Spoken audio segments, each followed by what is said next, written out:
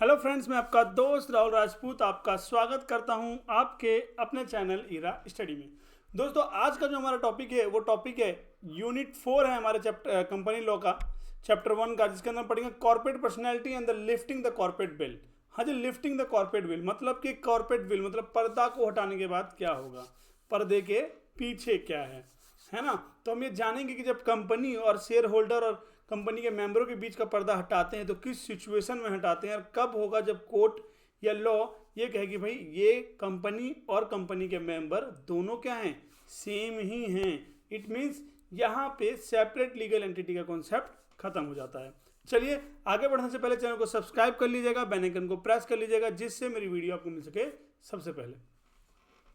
Corporate personality, corporate personality का मतलब क्या? अगर नॉर्मली डेफिनेशन दी जाए कॉर्पोरेट पर्सनैलिटी, हम क्या बोलेंगे? Company once incorporated in the recognize as a separate legal entity from its member, the concept was establish in the Salomon versus Salomon company limited.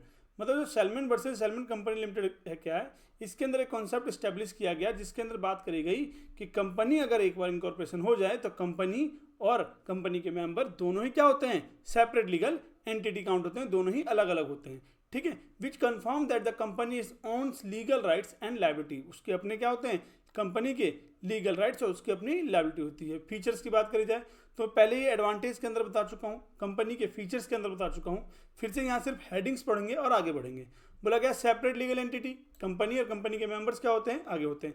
जो बच्चे इस वीडियो को देख रहे हैं वो पीछे की वीडियोज में जाके, इसी के प्लेलिस्ट बना हुआ है, इस पीछे की वीडियो में जाके आप फीचर ऑफ कंपनी पढ़ सकते हैं, एडवांटेज ऑफ कंपनी पढ़ सकते हैं। उसके अंदर ये सारे पॉइंट्स डिटेल में समझाए हुए हैं। ठीक है, बोला गया separate legal entity. Separate legal entity क्या होता है भाई, कंपनी और कंपनी के मेंबर दोनों का तो सेपरेट होते हैं। लिमिटेड लायबिलिटी मतलब कंपनी के अंदर कंपनी के मेंबर और उसके शेयर होल्डर की लायबिलिटी क्या होती है, लिमिटेड होती है।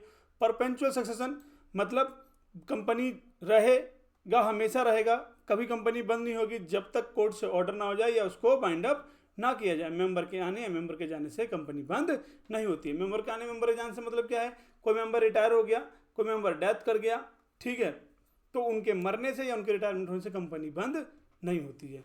बोला गया capacity to sue and be sued. To sue and be sue का मतलब होता है कंपनी के पास कैपेसिटी होती है, वो केस कर सकता है और उस पर भी केस किया जा सकता है।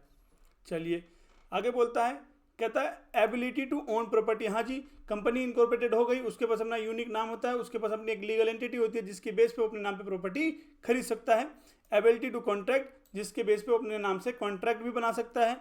डिस्टेंस, आइडेंटिटी एंड नंबर, सीधी सी बात है भाई, उनका इसका नंबर और उसकी आइडेंटिटी एक नंबर होती है जिसको हम बोलते हैं सिन नंबर, कंपनी इनकॉर्पोरेशन नंबर, जिसको सिन नंबर बोला जाता है ना, जो कि यूनिक नंबर होता है, unique name and unique identity दी जाती है।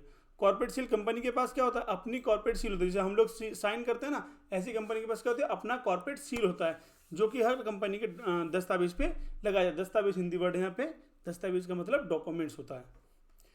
टैक्सेशन, भाई कंपनी का फीचर क्या है, इसका टैक्सेशन होता है। इसके अंदर being the distinct of share holder and dividend, भाई कंपनी को जो प्रॉफिट मिलता है वो प्रॉफिट क्या होता है, टैक्स को, कंपनी का जो प्रॉफिट होता है उस पर टैक्स जा चुका होता है और वो भी वही जो पैसा बचता है वही शेयर होल्डर में डिविडेंड में बांटा, डिविडेंड शेयर होल्डर पे डिविडेंड के रूप में बांटा जाता है। अब आता है हमारा मेन पॉइंट, जो कि आज के टॉपिक का, आज के इस लेक्चर का सबसे मेन पॉइंट है, लिफ्टिंग द कॉर्पोरेट बिल। हाँ जी भाई, लिफ्टिंग द कॉर्पोरेट बिल का मतलब क्या है? लिफ्टिंग द कॉर्पोरेट बिल का मतलब है कि पर्दा हटाना। पर्दा जो उठ गया तो मोस्टर उड़ जाएगा। देखा होगा ना आपने, एक ऐड आता है कि मम्मा ये क्या है, तो कहते हैं पर्दा ना हटाओ, पर्दा उड़ गया तो, पर्दा जो हट गया तो मोस्टर उड़ जाएगा। ठीक है, मैं यहाँ किसी क्रीम का ऐड नहीं कर रहा हूँ। चलो, तो बोला गया lifting the corporate veil, the hold the share holder director personality liable to the case fraud, misconduct and evasion of the legal obligations. क्या करता है वो, होल्ड करता है कि भैया अगर कोई भी शेयर होल्डर, किसी भी कंपनी का मेंबर अगर कोई लीगल इलीगल वर्क करता है, कोई विजन ऑफ क्या कहते हैं लीगल ऑब्लिगेशंस को करता है, ठीक है, कोई मिसकंडक्ट करता है, फ्रॉड कर रहा है, तो यहाँ पे क्या कहते हैं, कंपनी के में क्या आ जाएगा, कॉर्पोरेट बिल हो जाएगा। लिफ्टिंग द कॉर्पोरेट बिल मतलब जो उनके बीच का कॉर्पोरेट बिल है, जो सेपरेट लिमिटेड, उनको हटा दी जाएगी। ठीक है, नीचे देखो, नीचे क्या कहता है, द कॉर्पोरेट बिल कहता है डिस्टिंग सेपरेट लीगल पर्सनैलिटी। हाँ भाई, डिसरिगार्डिंग हो जाएगा सेपरेट लीगल पर्सनैलिटी, मतलब सेपरेट लीगल पर्सनैलिटी को हटा दिया जाएगा। जिसका लो वर्ड है, जो मैंने अंडरलाइन कर रखा नहीं, क्या लो वर्ड है, disregarding the separate legal personality of the company in certain circumstances. कौन से सर्कमस्टांसेस होंगे? जब क्या होगा? रॉन्गफुल एक्शन होगा, इवन द लीगल रिस्पॉन्सिबिलिटी होगी।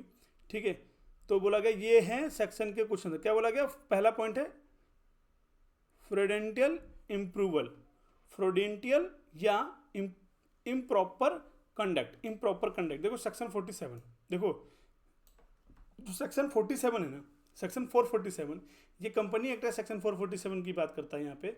और कंपनी एक्ट का 447 किसकी बात करता है? पनिशमेंट की बात करता है कि अगर कोई मेंबर या कोई भी है शेयर होल्डर अगर कोई भी मिसकंडक्ट कर रहा है, कुछ भी गलत कर, तो उसको क्या सजा मिलेगी?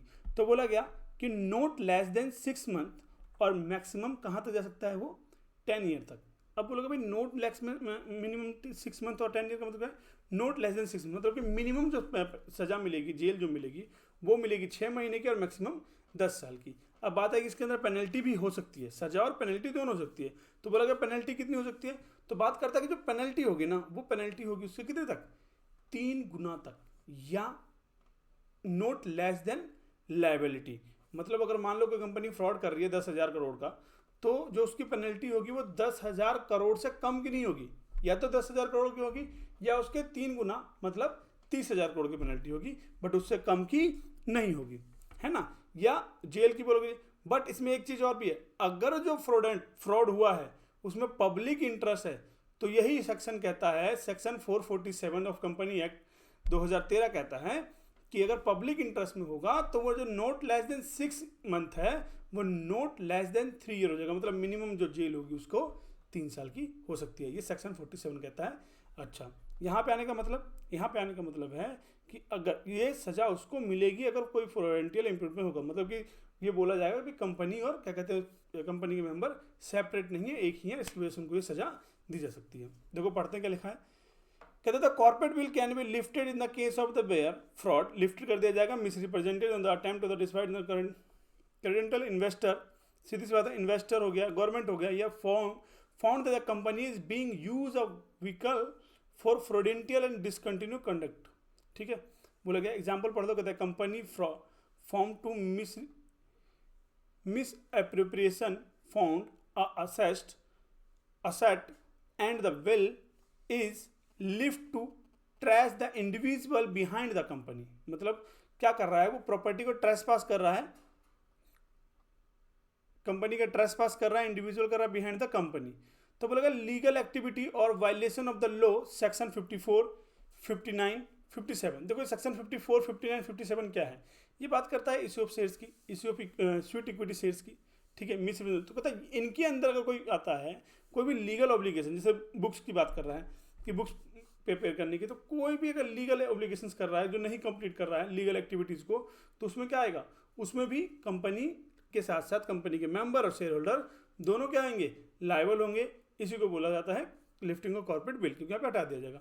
बोला गया evidence of taxation other liability. अब सीधी सी बात है, बोला गया avoidance of taxation and liability. अगर कंपनी कोई भी टैक्सेशन और लायबिलिटी में अवॉइडेंस करेगी तो क्या होगा? अरे भाई कंपनी अगर टैक्सेशन और अवॉइडेंस में लायबल करेगी तो कौन लायबल होगा? मेंबर, और मेंबर के कौन? शेयर होल्डर्स, जो भी कंपनी के डायरेक्टर मेंबर होंगे, की मैनेजर पर्सन होंगे, वो लायबल होंगे, क्योंकि यहाँ पे माना जाएगा कि भैया कंपनी टैक्स नहीं भर रही है। कंपनी तो भरना चाहती है पर कंपनी में काम करने वाले मेंबर और डायरेक्टर जो वो टैक्सेस नहीं भर पा रहे हैं, वो ऑब्लिगेशंस को पूरे नहीं कर पा रहे हैं। ठीक है, बोलेगा if the company is same और फेक्ड, मतलब क्या बोला गया कि कोई कंपनी अगर बनाई गई जो कि फेक बनाई गई या नकली दस्तावेजों के थ्रू बनी गई तो उसके अंदर के जो मेंबर होंगे और जो क्या कहते हैं शेयर होल्डर होंगे वो क्या होंगे? लायबल होंगे। ये कहता है कॉर्पोरेट बिल का पॉइंट नंबर 4। पॉइंट नंबर 5 में क्या बोलता है? National security of public interest. कहता है कंपनी कोई भी ऐसा काम करती है जिससे कि नेशनल सिक्योरिटी और पब्लिक इंटरेस्ट को प्रॉब्लम होता है, मतलब गवर्नमेंट को प्रॉब्लम करती है कोई चीज़ को लेके, lifting the corporate veil investing to be take the action. Investigation हो सकता है, उस पर क्या किया जाता है? एक्शन किया जाएगा। किसके ऊपर? कंपनी के मेंबर या उसके डायरेक्टर के ऊपर। ठीक है, protecting the rights of creditor. बोला गया protecting the rights of creditor. इसमें कहता है कि अगर कंपनी के शेयर होल्डर और मेंबर क्या कर रहे होंगे? कंपनी का सेट्स को बेच रहे होंगे, जो क्रेडिटर्स होंगे उसको लायबिलिटी नहीं दे रहे होंगे और उसकी लायबिलिटी को नहीं दे रहे होंगे, उसके डेप्थ को नहीं पूरा कंप्लीट कर रहे होंगे, तो यहाँ पर भी कंपनी क्या कहते हैं? कॉर्पोरेट बिल को उठा देती है और बोलती है कि भैया लिफ्टिंग द कॉर्पोरेट बिल। और यहाँ पे अगर क्रेडिटर के लेवल को पे नहीं किया गया है और अपनी कंपनी के असेट्स को बेचे हैं, ठीक है, तो कंपनी के डायरेक्टर शेयर होल्डर क्या हो जाएंगे, लायबल हो जाएंगे उसकी लायबिलिटी को पे करने के लिए। Section 209 failure to maintain the books. भाई सीधी सी बात है, बुक्स मेंटेन नहीं करता, कौन बुक्स मेंटेन करता है, कंपनी है। तो भाई एक लीगल पर्सन है, कंपनी के अंदर काम करने वाले बंदे, मेंबर, शेयर होल्डर, वही तो बुक्स मेंटेन करते हैं। तो अगर बुक्स मेंटेन नहीं तो लायबल कौन होगा, वही लायबल होंगे। देखो ये सारी बातें जो मैं बोल रहा हूँ इंग्लिश में ही इनके अंदर लिखा हुआ है। अगर मैं इंग्लिश में पढ़ के बताऊंगा तो फिर मेरा यहाँ आके वीडियो बना के आपको बताने का, समझाने का कोई मतलब नहीं है। ये तो नोट्स आपको सामने एक तरह का कागज रह जाएगा बस, और कुछ नहीं। पढ़ते टाइम में बोलोगे भाई समझ ही नहीं आ रहा कि क्या कौन सा पॉइंट क्या कहना चाह रहा है, ठीक है। तो इसलिए ये जो मैं स्क्रीन चेंज करता जा रहा हूँ, आप इसका स्क्रीनशॉट लेते जाइए। और बेटर होगा कि अगर आप लिख लेंगे तो लिखने के साथ साथ दो चीज़ें होंगी, लिखने की प्रैक्टिस, दूसरे जो इसकी कुछ ऐसे लीगल वर्ड्स होंगे जो आपको याद हो जाएंगे और पेपर में आपको हेल्पफुल करेंगे, ठीक है। चलिए, और वीडियो यहाँ तक देखिए तो लाइक कर लो यार, लाइक करने के कोई पैसे नहीं लगते हैं, ठीक है, कोई पैसे नहीं लगते लाइक करने के। दूसरा पॉइंट क्या होता है, section liability to misleading statement. सीधी सी बात है, अगर कोई स्टेटमेंट गलत दे दी, गलत स्टेटमेंट, तब भी वो लायबल होगा। बोला company use to escape the statutory liability, कोई भी स्टैच्यूटरी लायबिलिटी होगी तो वही होगा। स्टैच्यूटरी लायबिलिटी मतलब क्या होता है, भाई टैक्सेशन पे करना था, नहीं पे करा, लायबल हो रहा है। तो भाई कौन नहीं पे करा, डायरेक्टर नहीं करता, डायरेक्टर क्या कहते हैं, शेयर होल्डर, वही फंसेंगे। इसके दो केस लो है, सेलमन वर्सेस सेलमन कंपनी, और MC Mehta versus union of India 1987, ये दो केस लो है। यहीं पे एक टॉपिक खत्म होता है, और मैं उम्मीद करता हूँ ये वीडियो बहुत अच्छी लगी होगी। तो प्लीज़ अपने दोस्तों को शेयर कर लीजिए, ठीक है, और उनको भी बोलिए चैनल को सब्सक्राइब करें, बेल आइकन को प्रेस करें, जिससे उनकी मेरी वीडियो आपको मिल सके सबसे पहले। जय हिंद, जय भारत।